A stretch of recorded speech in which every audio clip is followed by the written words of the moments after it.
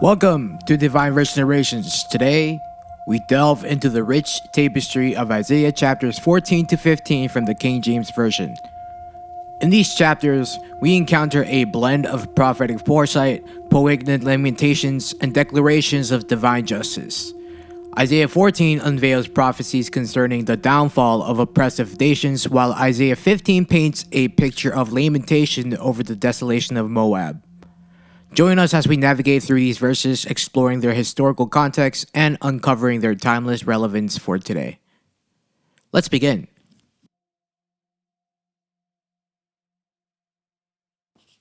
For the Lord will have mercy on Jacob, and will yet choose Israel and set them in their own land. And the strangers shall be joined with them, and they shall cleave to the house of Jacob.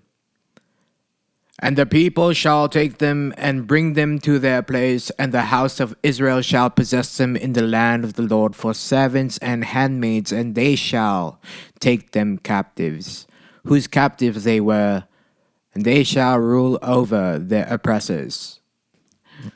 And it shall come to pass in the day that the Lord shall give thee rest from thy sorrow, and from thy fear, and from the hard bondage wherein thou wast made to serve, that thou shalt take up this proverb against the king of Babylon, and say, How hath the oppressor seized, the golden city seized?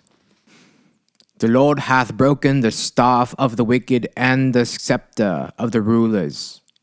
He who smote the people in wrath with a continual stroke, he that ruled the nations in anger is persecuted, and none hindereth.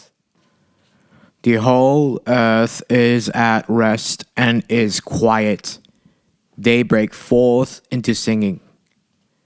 Yea, the fir trees rejoice at thee, and the cedars of Lebanon, saying, Since thou art laid down, no feller is come up against us. Hell from beneath is moved for thee to meet thee at thy coming. It stirreth up the dead for thee. Even all the chief ones of the earth it hath raised up from their thrones, all the kings of the nations. All they shall speak and say unto thee, Art thou also become weak as we? Art thou become like unto us? Thy pomp is brought down to the grave, and the noise of thy viols. The worm is spread under thee, and the worms cover thee. How art thou fallen from heaven, O Lucifer, son of the morning? How art thou cut down to the ground, which didst weaken the nations? For thou hast said in thine heart, I will ascend into heaven. I will exalt my throne above the stars of God. I will sit also upon the mount of the congregation, in the sides of the north. I will ascend above the heights of the clouds. I will be like the Most High. Yet thou shalt be brought down to hell, to the sides of the pit.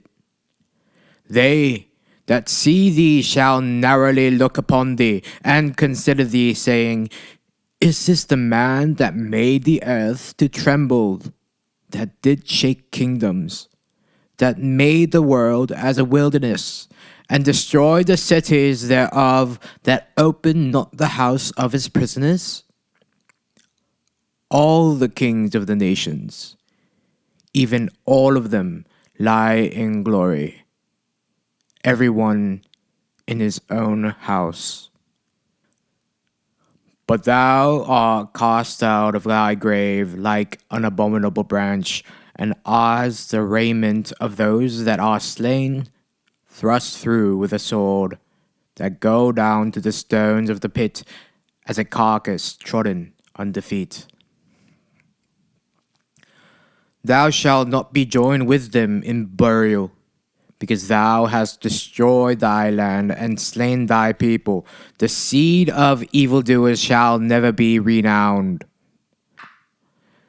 Prepare slaughter for his children, for the iniquity of their fathers, that they do not rise, nor possess the land, nor fill the face of the world with cities.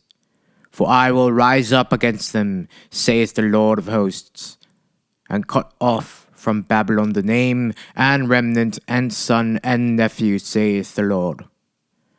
I will also make a possession for the bittern, and pools of water, and I will sweep it with a besom of destruction, saith the Lord of hosts.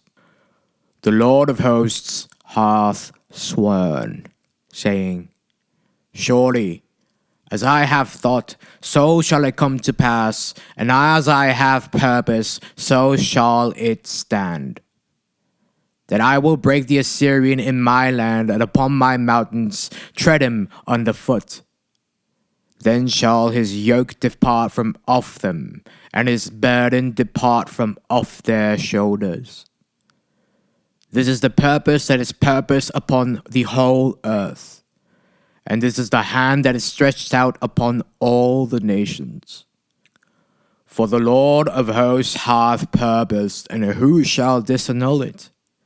And his hand is stretched out, and who shall turn it back? In the year that King Ahaz died was this burden.